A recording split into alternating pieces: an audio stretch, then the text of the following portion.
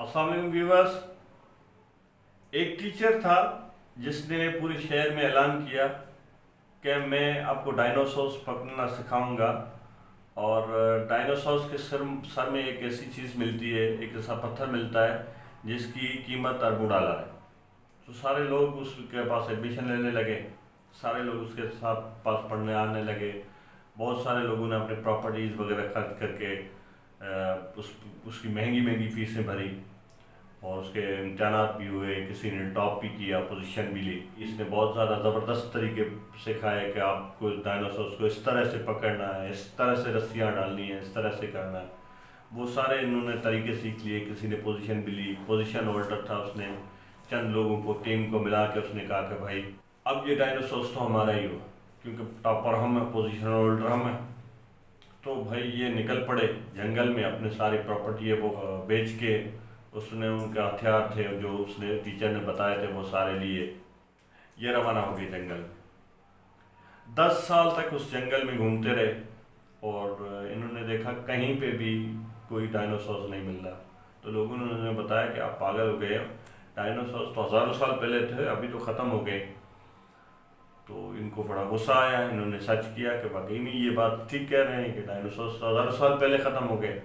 तो ये गुस्से में अपने टीचर के पास आए। उन्हें कहा कि सर आपने तो हमारे साथ धोखा किया, क्योंकि डायनासोर है ही नहीं। आप हमें पढ़ा रहे थे कि भाई डायनासोर है, उसके सर में ये सोना मिलता है, फलान मिलता है। तो उसने कहा कि मैंने कब आपको कहा कि डायनासोर हैं। उसने पूछा फिर ये हमने इतने इतने तरीके पढ़े ये वगैरह। तो उसने कहा कि भाई ये तरीका आप दूसरे लोगों को सिखाओ और पैसा कमाओ। तो यही सेम जो मैंने पिछली वीडियो में कह रहा था कि एसए का पेपर स्क्रीनिंग की जगह पे होना चाहिए और बाकी पेपर अलग होने चाहिए। जो एसए की स्क्रीनिंग पास करता है उसके ही बाकी पेपर होने चाहिए। ऐसा नहीं है कि सब लोग उसमें इससे टाइम भी ज़ाया हो रहा है, पैसा भी ज़ाया हो रहा है। खैर आप वो वीडियो देखें। पर अब वो 11 पेपर पढ़ते पढ़ते, खैर ऐसे भी पढ़ा था, तो 11 पेपर पढ़ते पढ़ते हमने वो 11 पेपर को तो हमने पीएचडी कर लिए, उनके तो स्कॉलर बन गए। तो अब वो अस्टटल पे भी हमने एक ज़बरदस्त सीरीज़ बनाई हुई है, वो आपके साथ शेयर करते हैं। आज की पहली वीडियो में हम देखेंगे कि अस्टटल की लाइफ, अस्टोटल, क्योंकि किसी साइंटिस्ट को, किसी फिलोसोफर को समझने के लिए उसकी लाइफ समझना, उस वक्त के इवेंट समझना इंतहाई लाजमी होता है। अस्टटल 384 में स्टार्डिया में पैदा हुए। स्टार्डिया मसेडोना के बॉर्डर पे एक शहर है, वहाँ पे ये पैदा हुए थे। और इसका जो फादर था वो मसेडोना के जो बादशाह थे उस वक्त के, अमाइंडस III, तो ये उसके पर्सनल फिजिशियन थे। तो यही वजह थी कि उसका बाप भी फिजिशियन था, ये बड़ा चल के इसका बहुत ज़्यादा इंटरेस्ट था, बायोलॉजी में था। तो इसके बाप का नाम था निकोमिकस। निकोमिकस है वो एक आयोनियन फैमिली है, उससे इसका ताल्लुक था। और उसके अलावा इसका जो माँ थी वो आइसलैंड ऑफ इबिया से जिसका ताल्लुक था, और वो एक मिडवाइफ थी। उसकी माम का नाम फाइस्टस था। लेकिन हुआ यूँ कि 11 साल की एज में जब ये अस्टटल 11 साल का था तो उसके बाप की डेथ हो गई। डेथ होने के बाद ये इसने दूसरी शादी कर दी। फाइस्टस ने उस जिस शख्स से शादी की थी उसका नाम था प्रोक्सिनस। प्रोक्सिनस मायसिया के शहर अटान्यूस के रहने वाले थे। तो ये प्रोक्सिनस था, उसने बहुत ज़्यादा इसको प्यार से पाला और इससे वो एजुकेशन दी और इस पे मतलब बहुत ज़्यादा मेहनत की। तो इसके एक भाई था जिसका नाम था अरेमनेस्टस, और इसकी बहन थी जिसका नाम था अरेमनेस्टी। ये दोनों अस्टोटल के बहन भाई थे। ये तकरीबन 18 साल तक वहीं रहे। वहाँ पे रहने के बाद ये तकरीबन 18 साल की एज थे तो वहाँ पे जंगी हालात हो गए। ये वहाँ से एथेंस चले गए। एथेंस के उस वक्त के, लेकिन पूरी तारीख के एक अजीम साइंसदान, जो पॉलिटिकल साइंटिस्ट या फिलोसोफर, प्लाटो, जिसने वहाँ पे एकेडमी खोल रखी थी, ये 18 साल का नौजवान वहाँ पे जाके एडमिशन लेता है। एडमिशन लेने के बाद یہ چند ہی سالوں کے اندر اس کی ذہانت کی مثال بننے لگے، اور یہ پرسنل اسسٹنٹ بن گیا پلاٹو کا، اور اکیڈمی میں اس کا ایک بہت بڑا نام ہونے لگا۔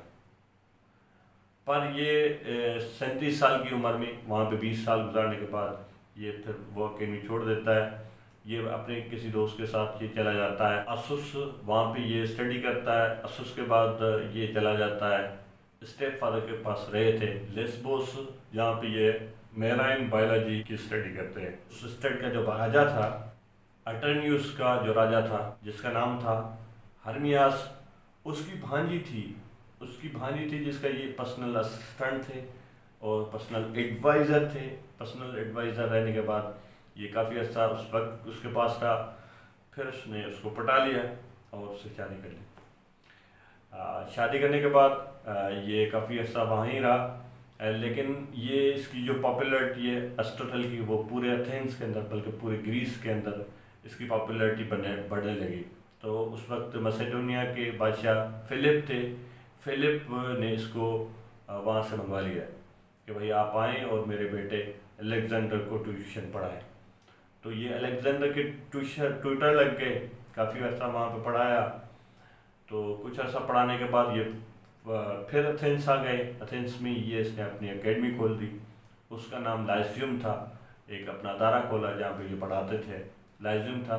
لیکن مسئلہ یہ تھا کہ ایتھنس کے لوگ اس کو شک کی نگاہ سے دیکھتے تھے، وہ کہتے تھے کہ بھائی یہ الیگزینڈر کا بندہ ہے اور الیگزینڈر پوری دنیا میں قبضے کر رہا ہے، اس وجہ سے اس کو مطلب شک کی نگاہ سے دیکھتے تھے۔ اچانک یہ ہوا کہ الیگزینڈر کی موت کی خبر آ گئی، تو یہ وہاں سے شہر چھوڑ کے بھاگ گیا، کیونکہ یہ وہ ایرسٹوٹل اس کے سقراط کی طرح نہیں تھا جو زہر کھا لیتا، لیکن اس نے بھاگنے میں یہ اچھا ہی سمجھی۔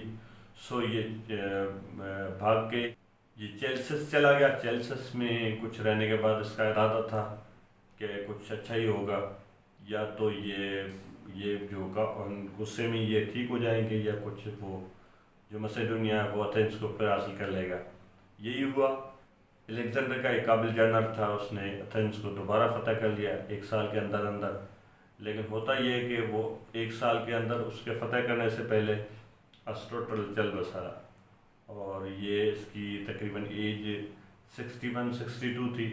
یہ کوئی 322 میں رحلت کر گئے۔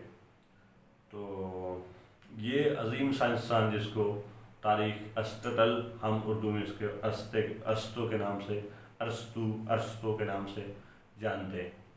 تو اس کا میتھڈ کیا تھا کہ پہلی بات یہ کہ ہم جو بھی سبجیکٹ پڑھیں گے، ابھی تو پولیٹیکل سائنس پڑھ رہے ہیں، اس وجہ سے کہیں گے کہ فرسٹ پولیٹیکل سائنٹسٹ تھا ارسطو تھا۔ فزکس پڑھیں گے تو فزکس میں کہیں گے فرسٹ سائنٹسٹ تھا جو ارسطو تھا یا پلاٹو، کسی کو ایک کو ٹھہرا دیں گے۔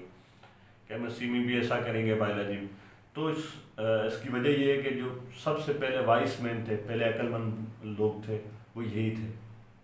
یہ فرسٹ عقل مند لوگ تھے دنیا میں جو پیدا ہوئے۔ اور اس کے بعد کچھ باتیں تھیں جس پہ یہ پلاٹو سے اختلاف بھی کرتا تھا، کچھ ایسی باتیں تھیں جس پہ پلاٹو سے ایگری کرتا تھا۔ باتیں جس میں ایگری کرتا تھا اس میں یہ ہے کہ وہ یہی کہتا تھا کہ ایک اسٹیٹ مین ہے، وہی ایک پرفیکٹ اسٹیٹ کو چلا سکتا ہے، اور اس کے بعد یہ سمجھتا تھا کہ جو اسٹیٹ اور مین ہے یہ ایک ہی چیز ہے، یہ الگ ان کو نہیں کیا جا سکتا۔ اور اس کے ساتھ کہتا ہے کہ پرفیکٹ اسٹیٹ نہیں بنتی تو امپرفیکٹ ہی ٹھیک، پرفیکٹ نہیں بنتی تو امپرفیکٹ ہی ٹھیک، لیکن نو اسٹیٹ سے اسٹیٹ جیسی ہو وہ بہتر ہے۔ تو یہاں پہ یہ وہ نکولو میکیاویلی کو انٹیسپیٹ کر رہے ہیں۔